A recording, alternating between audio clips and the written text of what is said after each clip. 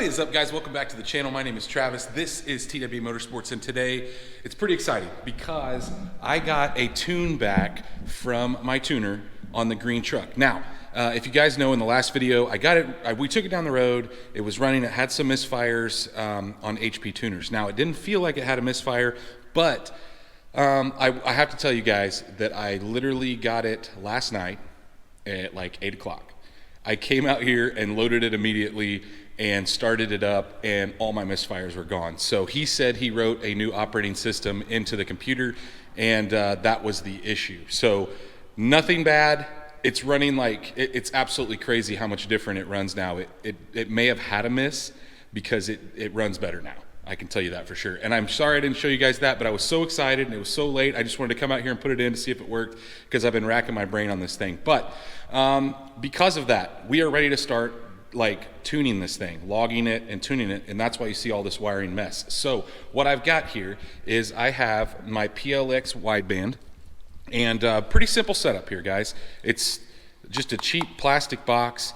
You guys know in the last video I put the O2 sensor in, or the wideband in already, and I ran it right below. It's about midway through the door here. Now from there we need to come to this piece. This is the extension piece that would, if you're going to permanently mount it in the car, which I'm not, you would route this all nice, like I'd find a spot to come through the firewall, and then it does come with a gauge if you want to use that. I'm not going to be using that, but you could mount it, you know, wherever you wanted to mount it. But so pretty simple there. One end, the bigger end there, plugs into the wideband under the car.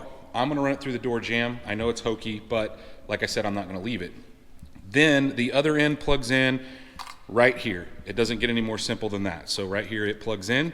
And then this piece here, you can see that we are going to be using a 0 to 5 volt signal. I've already got it pushed in here. This comes with a wire here and a adapter on it, and it also comes with a couple other adapters if you want to use those, but it goes in the bottom right hand corner, and I will list this in the description down below because it done really well on my ZR1. I didn't have any issues with it. So the only other thing we had to get was power, and because, like I said, it's just temporary, I looked in here and found a ground. I actually found it right here beside my light, and I just went ahead and tapped into it. And then in the bottom, let me see if I can get my flashlight here. I'm sure this is blinding you guys staring into that LED. In the bottom left side there, you can see where I've got my red wire tapped in. So we now have power, and that is switched 12 volts, guys. So when the car comes on, so does the wideband. I didn't want it staying on all the time. Now, the only other thing we have to do is, because on the HP tuners, I have the Pro version. You can see on the side, there's a green clip that comes with it, and I went into the very bottom section with the other end of the gray wire. So one of the gray wires goes into the box, and the other end is open and goes into your green HP tuners clip. So I'm gonna just kind of move this all around. I did use my multimeter to check for 12 volts. There's a ton of 12 volts up there. Because this is a work truck, there's not a lot of equipment on it, and so it was pretty easy to find a switch 12 volts and a permanent 12 volt.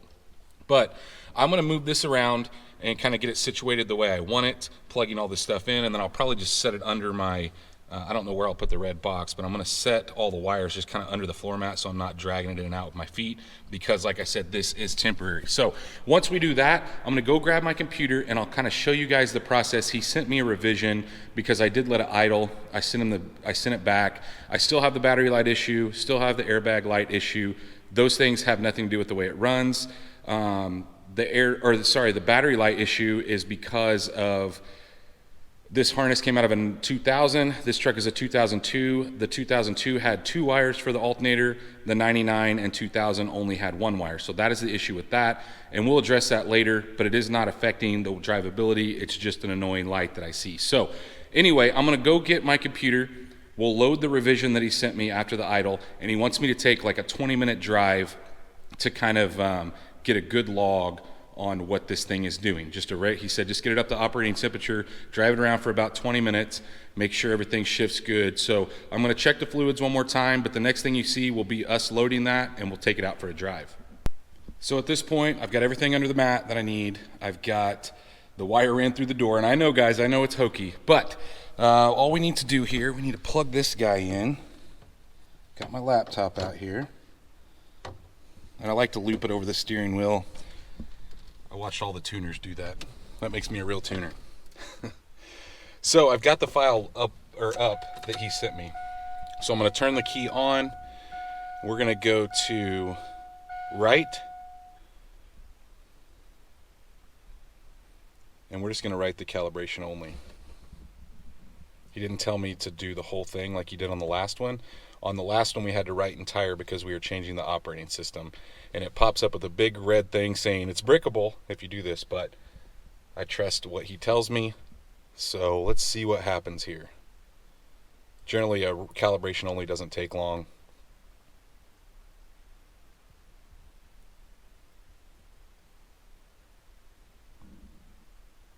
And you can hear the pump running, and it's finished. So I close this, and then we turn it off. And then we will open the scan tool, and we're going to go for a drive. If I can get the scan tool to open.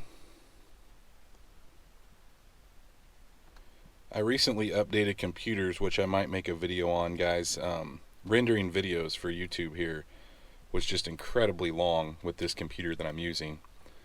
But it's got everything on it as far as HP tuners. I did load HP tuners on the new one, but I'm still getting used to it. So let's I'm going to shut it off for a minute because I'm going to go up there and check all the fluids, make sure they're good, open the garage door, and then we'll get out on the road. So the unfortunate part is you can see it's getting dark, but let's turn the key to the run position, and I'm going to start the log right now while it's cold before I even start it. So hit record, and it should pop up with your gauges and everything, letting you know what the temperatures are, which I haven't started it, so. And we are good. It's telling you the outside temperature is 48 degrees. Woo! It's cold in here.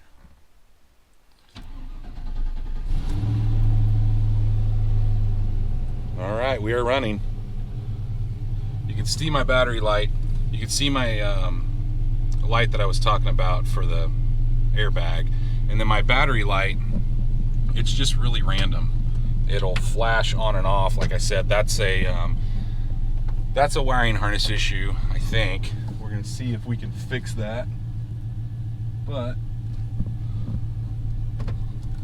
let's drive down the road and log this thing.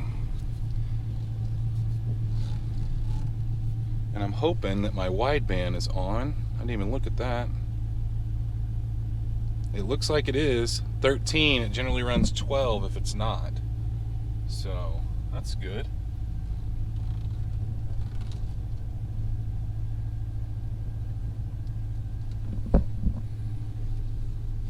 $14. That's awesome. So now we'll go to my garage door. I feel like I'm so techie now, guys, with my garage door openers all on my phone. Garage door 2 is open. We want to close it. Oh, this happens all the time. Okay, so saying there's an error on closing it, but that happens a lot. I have to get out and close it manually. I think I'm going to have to. Yep, I had to close it manually. But you can see my wideband down here looks to be working. So, like I said, he wanted me to get the temperature up to 150 degrees and then drive for about 20 minutes. So that's what we're going to do. Now, I won't bore you guys with all the driving, because I know that's a lot. 20 minutes is a lot to be along just looking at a computer in a dark inside of a truck. Especially this truck, I haven't swapped the LEDs. I have them, but I haven't swapped it yet. So, man, it looks ridiculously dark. The window's covered in dust. All these excuses I'm making, I know. So I probably won't show you much more of this until we get back, and then or if I see anything weird, I'll stop and turn the camera on and show you guys. So guys, we are pulling back in from the drive. And like I said, I wasn't gonna turn the camera on unless something went haywire, and it didn't. This thing runs amazing. So it's amazing what a good tuner can do with just a couple keystrokes. It's absolutely crazy. But I'm gonna shut this off now. And so when you shut it off, once it stops, it's set there, so you can go back and play it. But if you go to log file and then save as, you have the ability to save it, which is obviously what we need to do because we need to send it to him. But the wideband down here was working. I have it pinned correctly, which is good. And everything went really well. The temperature's good. Never got over 200 degrees. I did put a 180 thermostat in it. To me, it's a little high. I never heard the fans kick on, but you know, it was running, so it was kind of hard to tell. But I don't really love this hokey setup, but hopefully it won't be long. I don't think it's going to take him long to get the tune correct. It's just he's done such a great job in 2 downloads that it's absolutely insane, guys. I wish I had this ability because it's just crazy. Anyway, so what we'll do is I'm going to send this to him, and then I'll get another revision. He'll have me go out again, and then hopefully, guys, we're expecting some bad weather here, possibly some freezing rain and stuff. Obviously, I'm not going to drive it in that, but I'll take you back out once I get the revision back, and then I know you guys are wanting to see a burnout, so we'll do a burnout in this video. That I can promise you. So anyway, I'll just cut to the next revision, the download of it, and the drive. So a little bit of excitement, guys. I've just loaded the newest revision that he sent me, and we're getting ready to go out for a drive again, but I thought I'd tell you something very exciting that I figured out. I was telling my tuner about the battery flashing light issue. He had not heard of that, but I got to doing some research and seeing if I could get it not to report. Well, it turns out he had disabled, or sorry, I may have disabled the P1638 code in your DTCs. That's the diagnostic trouble codes that like your service engine light pops up for. He had disabled it for the P1638, which is fine. Or I did it, I don't remember who did it, but it was disabled. However, on a 2002, it requires 2 wires for the alternator to work. Now you have the option, you can add an additional wire from the PCM to the plug, and it's a 4-wire plug. It's a 4-prong plug, but there's only 1 wire on a 99 and 2000. The 2001 and 2002 have 2 wires on that 4-prong plug. And so the second wire reports to the computer that it's charging. So that is the wire that you could run and hopefully eliminate that problem. However, I did not do that. I still have 1 wire. This is a harness out of a 2000. This is a 2002 truck, but I was still getting that flashing battery light. And that's in the information center over here. Well, what I did was I made sure that the term L, I think, and term M, I think those are the 2 terms which talk about the charging. I made sure they were the same for the tune that's in it and a 99 or 2000. So that was the first thing, which that was never changed because I originally got the tune out of those year trucks. I got it out of a 2000. This probably sounds really confusing, but in order to get my battery light to go away, what I did was I changed the code, the diagnostic trouble code, the P01638. That's the code, or P1638. That's the code that's going to pop up. If you change that to not reporting, flash the computer, your battery light will go away. So that is exciting. My battery light is gone just by taking P1638 out of the code list. Now, you need to make sure you hit not reported, because you can make it where it doesn't turn the light on, but it still reports it. You need to make sure it's not reporting. Ever since I've done that, no battery light. So we are going to go out for a drive. I'm not going to bore you guys with a ton of this. I was really excited to tell you guys. I've had several people reach out to me about the battery light, and hopefully that made sense. I didn't run an extra cable. I made sure that all the settings that were in the computer that I took it out of, so the 2000 computer, I dumped all those settings into this truck and then set the 1638 to not report. That fixed my flashing battery light. So what we are going to do is go for a ride. I'm going to get this thing started going here, connected. And he wants me to run about 20 minutes. I'm not really ripping on it. It's hard not to, guys. But like I said, I'm not going to show you guys a ton of this, just because it's pretty boring to drive around and watch the computer. However, when we get closer to finished, I'll show you guys that. So you can see I still have my light up here. Other than my change oil light, my battery light is not flashing anymore. and it was just a slow flash. Everything was still charging. Notice it's not there. So exciting stuff. So we're gonna go for a ride down the road, and I'll just keep reporting back to you guys as things progress. What I'm doing is I'm loading this, I send it to him, he makes revisions, sends it back, I load the new revisions, and so on. So it's just a repeated cycle. This is no different than what you would get, except I like this better because on a drivability tune, you get a better driving car. When you go to a dyno and a dyno tune, they're just getting you wide open throttles, and they're doing a glory pool, trying to get you the highest number they can get you, and they don't really care about drivability. So a lot of times these drivability tunes like this just work out so much better. The car runs nicer. It's not meant to be just a top end performer. We'll get to that, but as of right now, we're doing drivability. Well, we are back from what was this be? I guess round 3, and everything went great, guys. So let's see what he sends back and go from there. So since I have some downtime because of the weather, I don't know if you guys can hear the rain hitting the roof, but there's a couple things I want to do. So I need to put the engine cover back on. So I'm done here. Obviously it's not anything as far as injectors go. That's why I was leaving it off, just in case it was like an injector. So we're good here.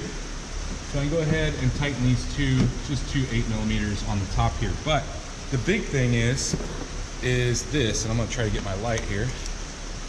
But the difference between the V8 and the 6-cylinder evaporator is, look at the difference. So you can see when that's both gone, this is a new GM unit, which I'll list in the description down below, relatively cheap. Like I said, I have one on the other truck, but it's been open and you don't want any water in them. So I decided to order a new one. You can see they ship it with a cover because you don't want water or any kind of moisture in there. So you can see the indexing of this. So what we're gonna have to do is we're gonna have to take the sensor off here and unplug that, and then we're gonna have to take the 13mm that holds the line on in the wrong position, and there's a 13mm up against the firewall, as well as a 10mm that's a little ring that goes around it. Now I'm not gonna concern myself with this foil that goes around it. It looks like crap anyway, so I'm just gonna pull this old one off, see if we can get the new one in place.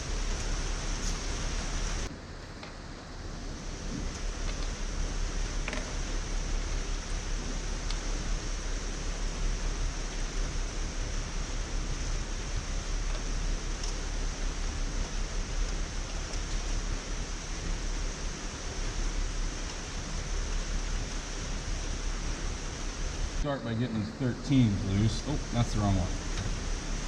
You don't need to undo that other line. Now we may have to, I don't know how much room we're gonna have to get this out of here. Hopefully we don't have to move that.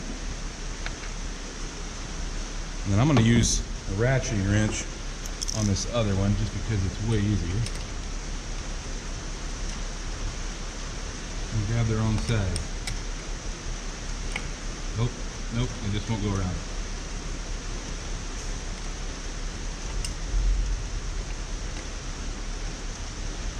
They're pretty easy to spin off once you get them loose. Just try not to drop them. And then the last thing we need to do is there's a 10mm that holds that like clamp around the bottom. Let's see if we can get it out of there and not drop it.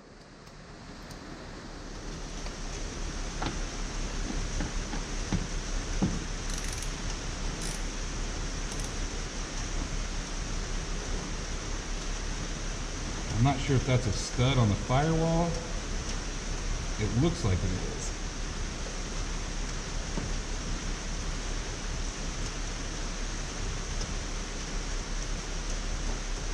That's going to free up a lot of tension. As I said, that's touching the top, and I'm hoping it didn't go melt through the hose in just the short drives that I've done, but it's touching the top of the coil pack. Now, will it work? Possibly, but it's really not the right way to do things. And like I said, these things are cheap. I want to say they're like 30 bucks. So now all we need to do, unplug this line. We will have to take this off. It should be loose. I have a bad feeling that we are going to have to take this one loose as well.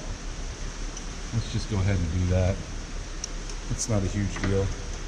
It does come with new gaskets, or washers, or seals, or whatever you want to call them. It does come with new ones. I'll show you that here in just 1 second.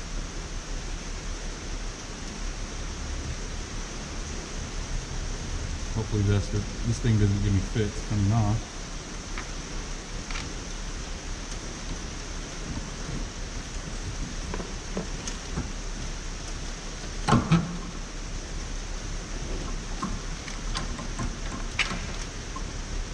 So we got the old one out.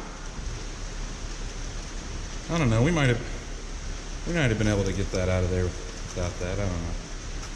So you can see what bracket I'm talking about here on the bottom. I'm gonna go clean that thing up, make it look a little nicer.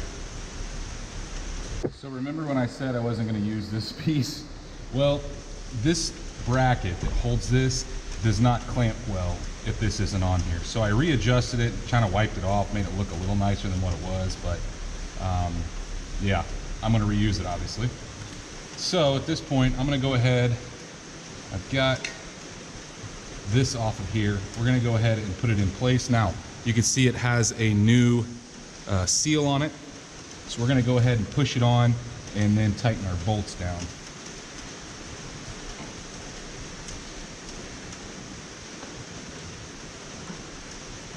Trying to make sure we line up this 10mm as well. Got it lined up.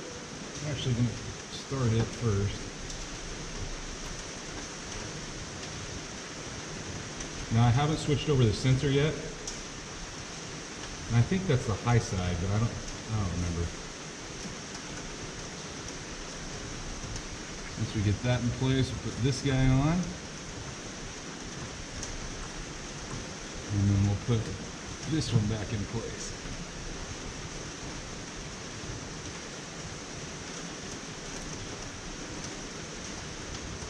I'm just going to get them snug. No reason to over tighten here. But look how much better that angle is now. Way better.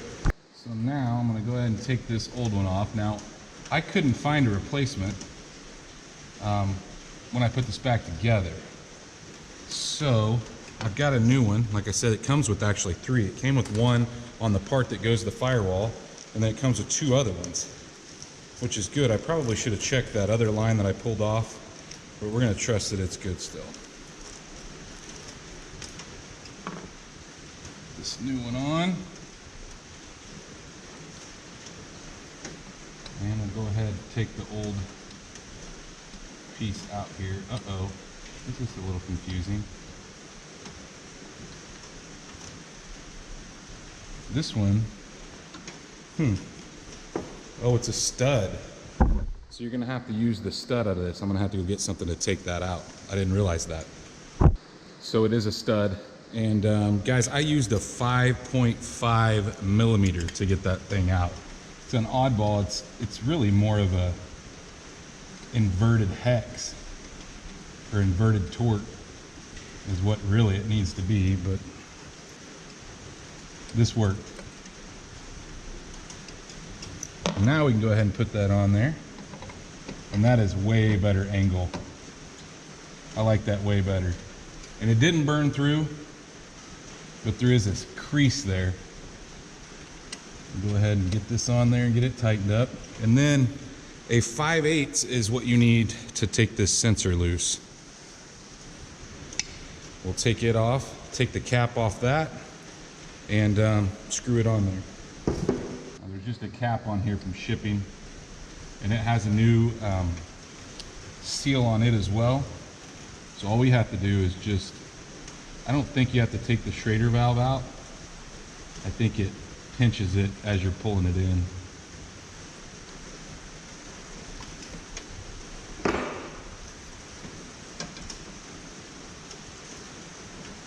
And we are set. Now on to, hopefully, I'll be able to cut to no rain, no snow, and us driving again. At this point, it has been probably about 2 or 3 weeks of me going back and forth with the tuner. I send him a file, he sends me one back, and he says at this point we are finished. So I did scrub this thing down in the upstairs garage. It is looking way better, that is for sure. But I still have a couple things to do here. First of all, I need to take out my wideband, my temporary wideband.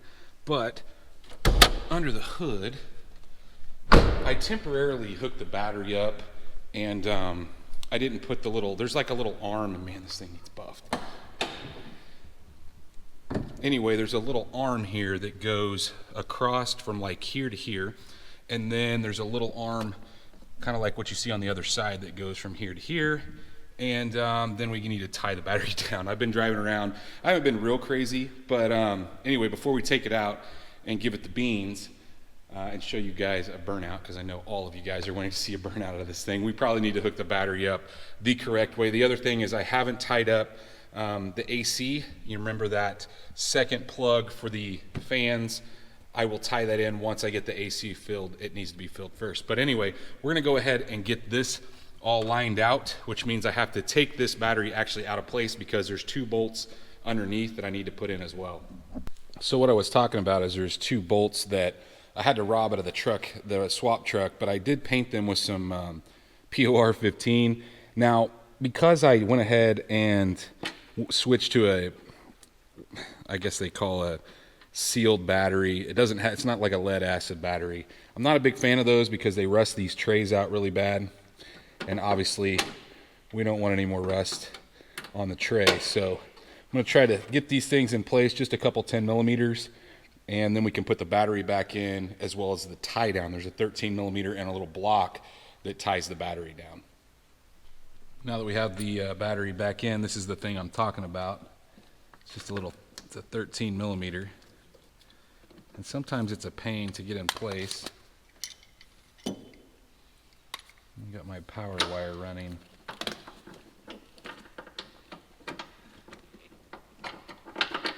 There we go.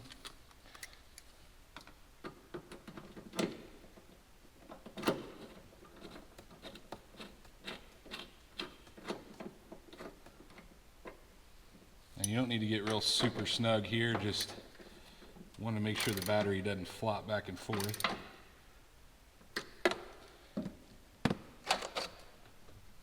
It is super sturdy. Okay, now we need to put the 2 8 millimeters for the battery terminals back in place, and then we'll grab that little bar that goes across. This is the bar that I'm talking about, and I'm assuming that it's just like additional support for the fender. I don't know that it really has a purpose other than making it really hard for a battery change to take place.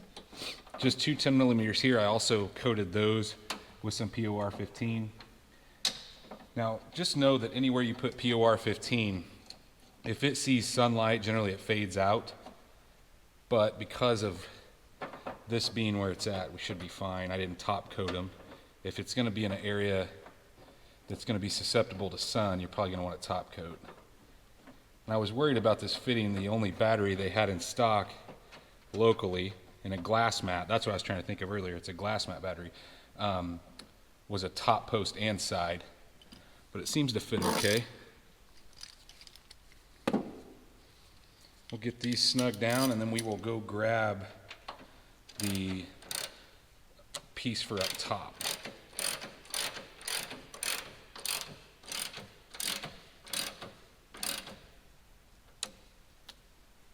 Looks pretty good. This is the next piece I'm talking about. Also coated these bolts.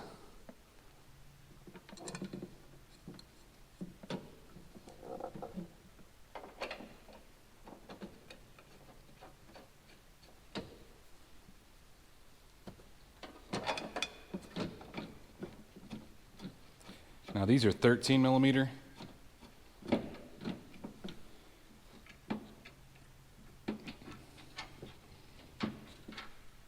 Let's snug them down.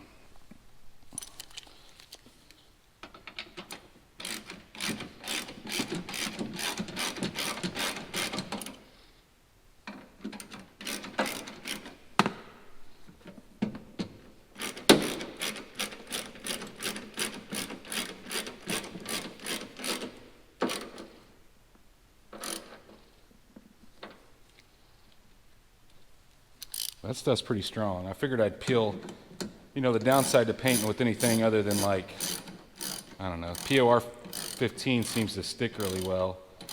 I mean, I'm sure I'll peel some of it off when I'm tightening it down, but I could always go back and just touch it up with a little paintbrush. Surprisingly, it's doing really well though.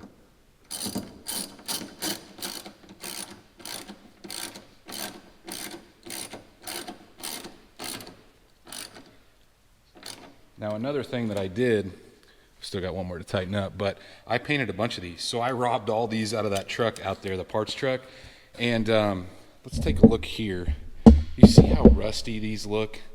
My plan was, when you open the hood, it looks pretty decent. I mean, it's not perfect, but these, like, there's one here in the front fender, there's two in the back, and then on the other side, there's same thing here. We got 1, 2, 3, 4, 5, 6, 7. Now, I don't have enough to cover all of that, but I'm gonna replace the main ones that you can see that look really ratty.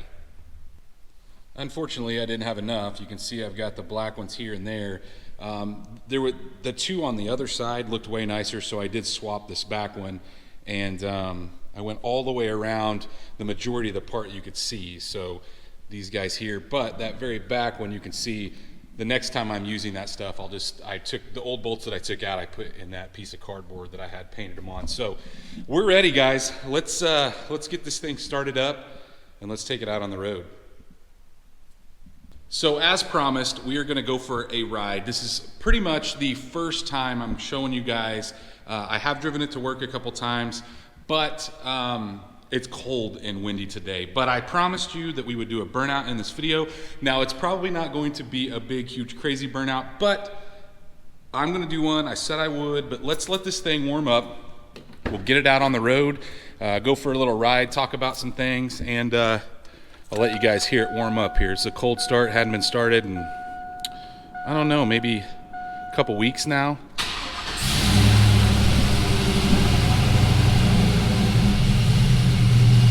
You can definitely tell it has a cam. It's not like crazy choppy, but you can for sure tell. Let it idle down here. I just love the look of this truck. This green, oh my gosh, this green. Love it. I specifically wanted green. This is why. Just love the look of it. You can see the moisture in the exhaust on the floor there.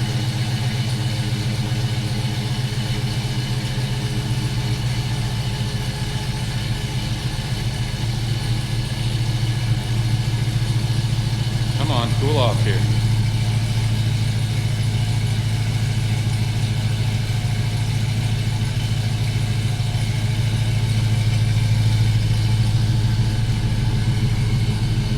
The camera never really does it justice as far as the way it sounds.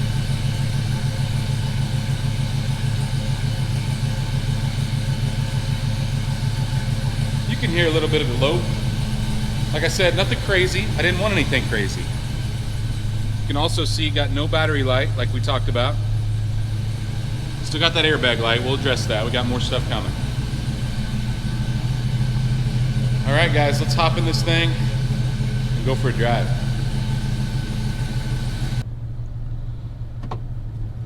So of course, because like I said, it had been raining, getting drips of water all over my clean truck.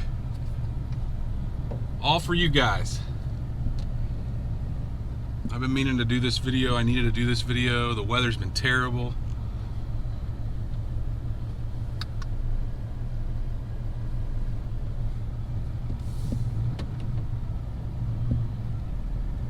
So anyway, we're gonna drive around a little bit, let it warm up before we try to blow the tires off of it.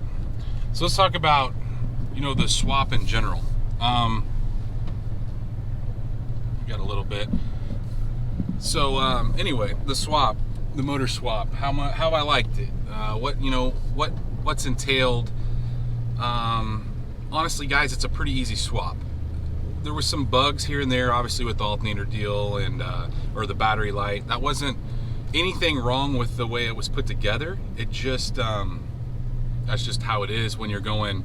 Like I said, I used a 2000 truck and harness, and this is a 2002, so just some things don't work well together. But honestly, that was the only hiccup other than the little misfire, but obviously that was addressed in the tune.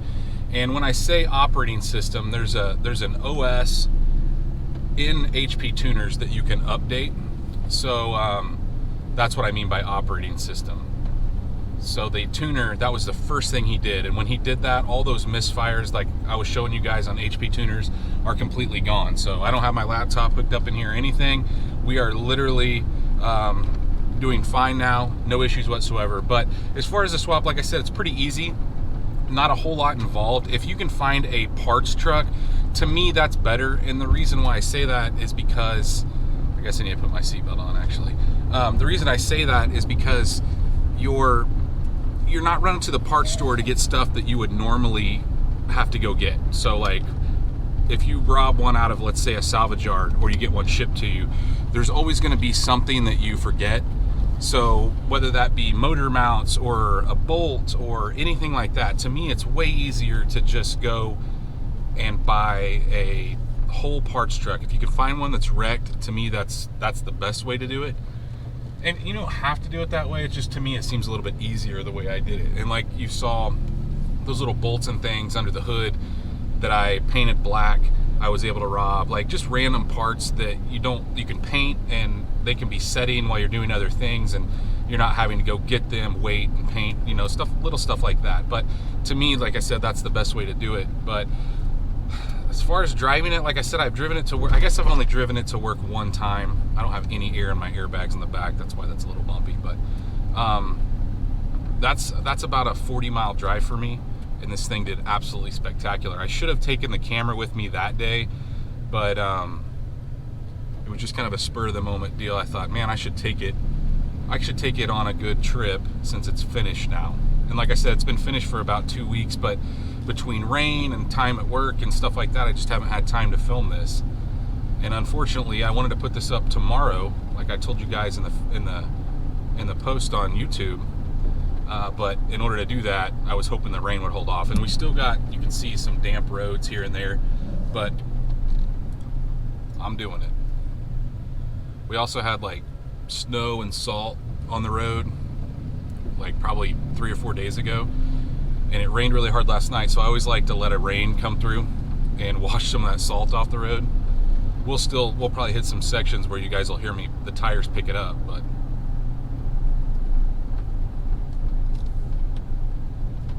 everything's running smooth. No weird transmission shifting issues. You guys know that I used, you may not know, this may be the first time you're seeing stuff like this, but I used a Trailblazer converter. And when I say Trailblazer converter, the one out of the 6-cylinder, the inline 6, the 4.2, they stall up a little bit higher than the factory 4L60. And I didn't want, I've had cars with big converters, and they're just annoying to drive. They're no fun.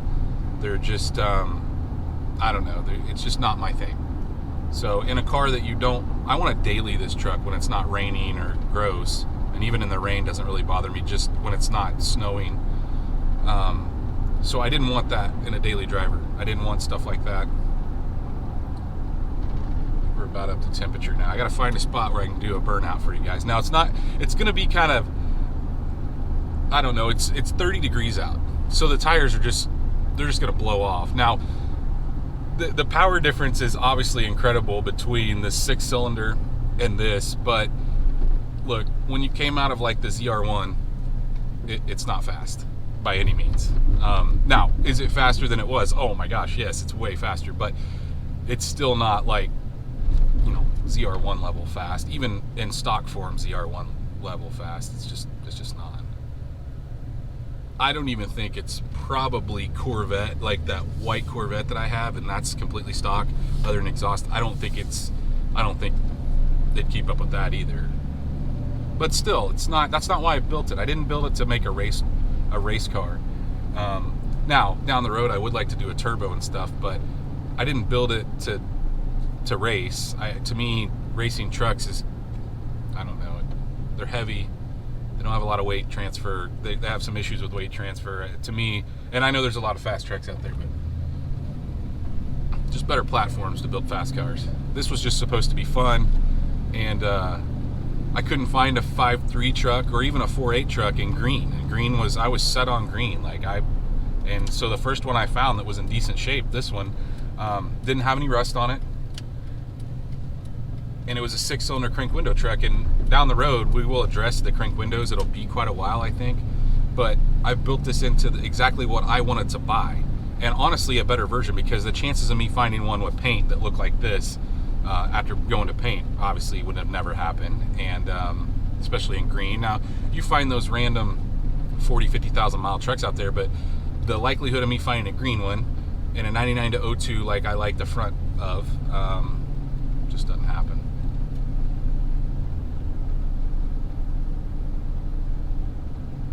Also, it doesn't have a really loud exhaust. I put the stock exhaust back on it. Now, it does have headers with open Y pipe, so no catalytic converters, but it's not annoyingly loud. So driving it down the highway, you don't get any drone. I'm a big fan of stock exhaust or quiet aftermarket exhaust. I don't like a big, loud, noisy, annoying truck.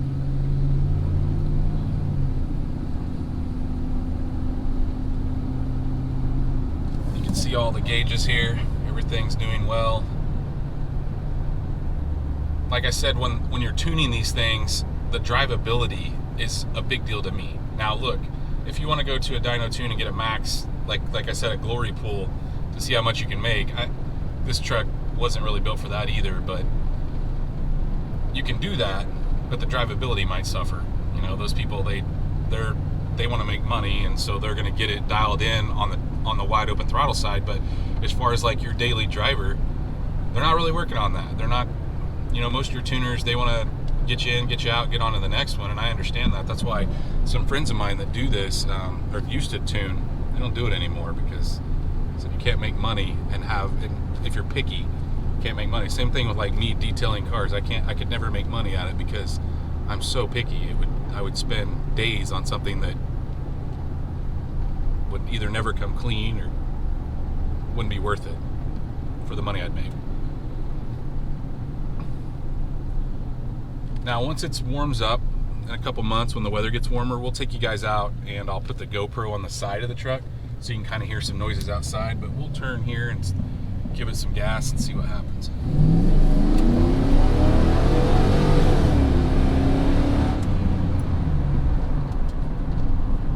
It just boils the tires there at the first.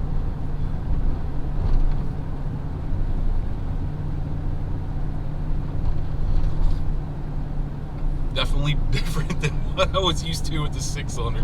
The 6-cylinder, like, top speed with the 6-cylinder in this truck was like, man, if you really hung on it, it would maybe go 70 miles an hour. You know, if you were going downhill or had a pretty flat spot, you might be able to get it up to 80, but now it'll just, you know, it'll bury this 100-mile speedo.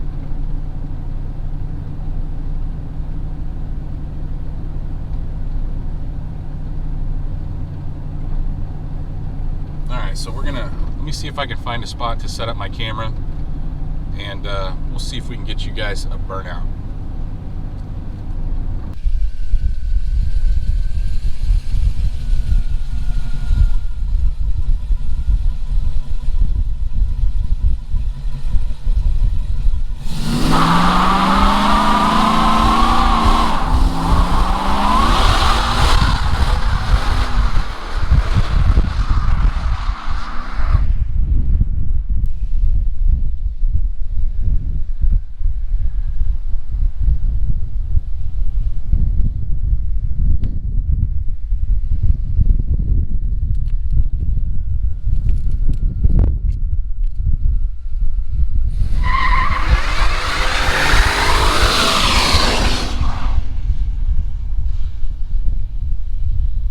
So guys, we are back in the garage, and I don't know, there's just something about doing burnouts to guys that's just fun.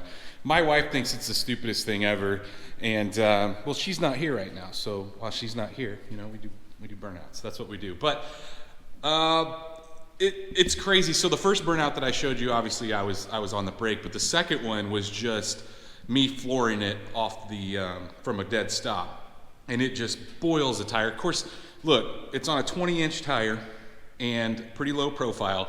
It's 30 degrees outside, so it's not like super impressive.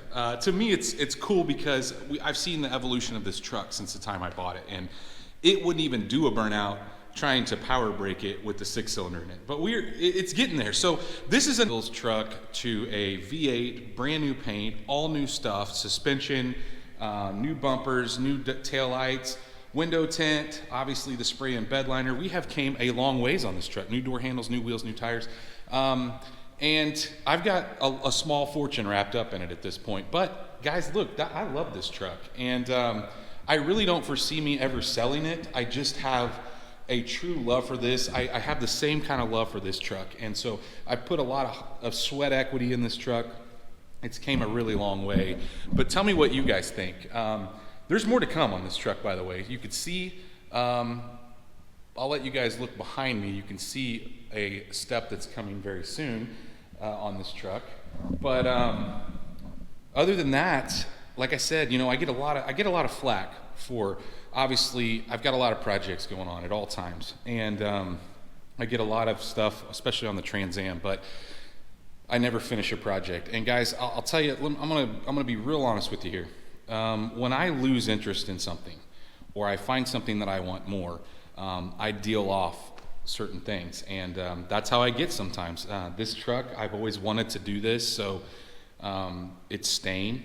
The LS swap on this truck will eventually happen. The Trans Am is not going anywhere, I can tell you that. You can see that I've got some progress there, which you'll see in a video hopefully soon. But stuff like this, these bigger projects, they take a lot of time. And so you're gonna see a lot of times where, like, I'll put headlights in something, or I'll do taillights, or I'll do something simple because in the background, you may not see it, but there's other stuff going on. There's other cars getting worked on that you may not see. So this has been a long long process. I mean, it's taken me a really long time to get this truck to the level that it's at now, and we are by no means finished with this truck. More stuff I want to do on the interior. That turbo noise. Oh, I really want that in this truck. And you guys know, if you've been watching this build, that I put those provisions in for a reason. This truck will go turbo at some point. Now, I'm not gonna say a date or a time because there's a lot of other stuff that I wanna do, but this, like I said, this is another chapter closed on this truck. The V8 is in it. It is running great. It's just been a lot of work, and it's taken me several months to get it accomplished. So now I would like to, while this truck is running, I can just enjoy it, drive it, just be a good looking, clean truck, and maybe start collecting some parts for the next build on this. Now, you might see a few odds and ends things. Like I said, you saw one in the background. I'll let you guys determine what you think that's going to be. But I'm ready to move on to the Trans Am, maybe even some stuff on the black truck. Of course, we got the OBS in there. It's sitting over there looking all good. And the Trailblazer. So you're gonna see some videos in between as I try to deal with the Trans Am, which is my next goal, to get it on the road. Now, like I said, that doesn't mean I'm not gonna do anything on the green truck. It just means that I wanna switch my attention over to that Trans Am because it's been apart for so long. So I am finishing projects, guys, I promise you. If you've seen it here for a couple years, it's probably gonna stay. It's a pretty good chance that it's gonna stick around. But if you guys like this video, if you like this truck, if you like this build, hit that thumbs up, help me out, and go down there and drop some comments, guys. I like hearing from you, good or bad, doesn't matter, I like to hear. So go down there and make sure you're dropping some comments and likes on this video. But if you are not subscribed, guys, go down there and hit that subscribe button. While you're down there, you might as well smash that bell icon. That notifies you every time we drop a new video. And stay tuned to see what we work on next.